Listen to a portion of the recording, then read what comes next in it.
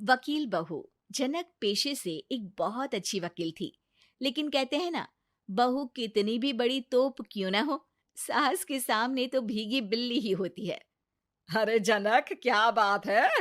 आज रोटी नहीं मिली अभी तक।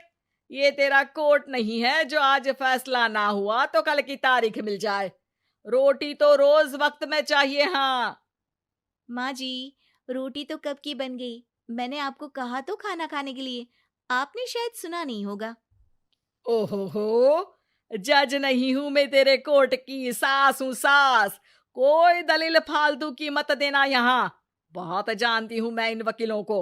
अपनी बात ऊपर रखने के लिए झूठ बोलने में जरा भी नहीं सोचते। तभी वहां जनक के ससुर आ जाते हैं।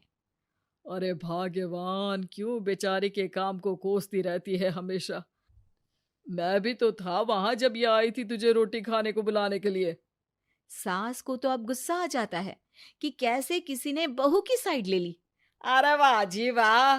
वो तो मैं जानती थी कि कोई ना कोई गवाह तो ये पेश कर ही देगी। पर मैं तो अब सीधा खाना खाकर सोने जाऊंगी। मुझे आदत नहीं है किसी से बहसा बहसी करने की। पता नहीं कैसे ये वकील इतना दिमाग लगाकर खुद तो झूठ बोलते ही हैं, साथ में झूठे गवाह भी ले आते हैं। जनक को सास के ताने सुनने की अब आदत सी पड़ जाती है। एक दिन जनक वकील की ड्रेस पर काला कोट पहनकर कोर्ट के लिए निकल ही रही होती है कि अरे कहाँ चली काला कौवा बनकर? टोक दिया ना। अब कोर्ट तो वकील वाली ड्रेस पहनकर ही जाऊंगी ना। वाह भाई वाह, दामिनी तो मैंने भी देखी है। सन्नी पाजी ने ऐसा ही कोट पहना था और कहा था कि तारीख पर तारीख, तारीख पर तारीख। मतलब कि कोई बात करनी है तो बोलिए, वरना वक्त नहीं है मेरे पास खराब करने के लिए। अरे पता नहीं तुझ में क्या देखा मेरे बेटे ने, सारा दिन वकीलों वाली बहस करती है, भोली भाली सास के साथ। अच्छा सुन, जो इतनी बहस मेरे आगे करती है ना, जरा अपने बॉस से कर ले, जो 1 साल भी ना हुए तेरी शादी को और काले कपड़े पहना दिए। अंदर जा और लाल कोट पहन कर आ, पता तो चले कि नई नवेली शादी हुई है। अरे माँ जी, कोर्ट में मेरा बॉस क्या करेगा? ये तो पूरे देश की ड्रेस है वकीलों के लिए। लेकिन सास तो ठहरी सास। अच्छा, तो कोई जरूरत नहीं है 2-4 साल कोर्ट जाने की। शादी थोड़ी पुरानी हो जाए तब इजाजत दे दूंगी मैं तुझे काले कपड़े पहनने की। अब क्या था, मन मारकर जनक को लाल रंग का कोट पहनकर कोर्ट जाना पड़ता है। उसके जाने के बाद आहा, बढ़िया, ये पूरे देश की ड्रेस की बात करने वाली। अरे पहना दिया ना लाल कोट। अब सास आए दिन या तो जनक को उसके काम का ताना देती, या फिर उसका काम छुड़वा देने की धमकी। तंग आकर एक दिन जनक पति से कहती है, मैं सोच रही हूँ कि कोर्ट जाना बंद ही कर दूं। अरे क्यों यार, इतना अच्छा करियर है, क्यों छोड़ने की सोच रही हो? अरे लाल रंग का कोट पहनकर जाना पड़ता है। हर बात पर सास ताना देती है कि वकील तेज होते हैं, सवाल जवाब करते हैं, झूठी दलीलें देते हैं। अरे तो ठीक है ना, वो जो कहती है अपनी समझ से कहती है, लेकिन तुमको तो पता है ना कि सच्चाई क्या है। जनक को पति की बात से हौसला मिलता है कि तभी घर पर कुछ लोग आ जाते हैं। अरे आइए पंच साहब, कैसे आना हुआ? अरे भाई साहब, सुना है कि आपकी बहू वकील है। तभी वहां सास आ जाती है। हाँ है तो, लेकिन क्या हुआ? फिर कहीं बहस कराई क्या? अरे हम तो खुद दुखी है उसके व्यवहार से। अरे भाभी जी, आपको तो पूरा मोहल्ला जानता है कि आप कितना बोलती है। फिर हम यहाँ बहू रानी की कोई शिकायत नहीं, बल्कि अपनी परेशानी लेकर आए हैं। ससुर जी खुश हो जाते हैं। हाँ हाँ, मैं अभी बहू को बुलाता हूँ। जनक वहां आती है, सबको नमस्ते करके बैठ जाती है।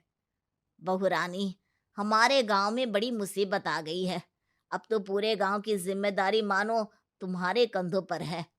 अरे ना ना, इससे तो घर की जिम्मेदारी पूरी नहीं होती, ये गांव की जिम्मेदारी क्या लेगी? भाभी जी, आप चुप हो जाओ।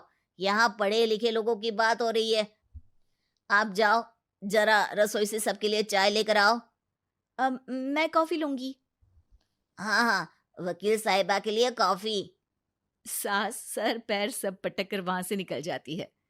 बहू, गांव में पानी नहीं आ रहा है, पड़ोसी राज्य ने हमारा पानी रोक रखा है। इसका मामला तो बड़े कोर्ट में चलेगा पंच जी, लेकिन ऐसा क्यों? वो राज्य हम लोगों से पानी के पैसे मांग रहा है। अब आधे गांव में पानी की सप्लाई खत्म हो गई है बहुरानी। अच्छा पंच साहब, बात गांव की है तो मैं जरूर केस लड़ूंगी। यहाँ एक बार फिर सास की एंट्री हो जाती है।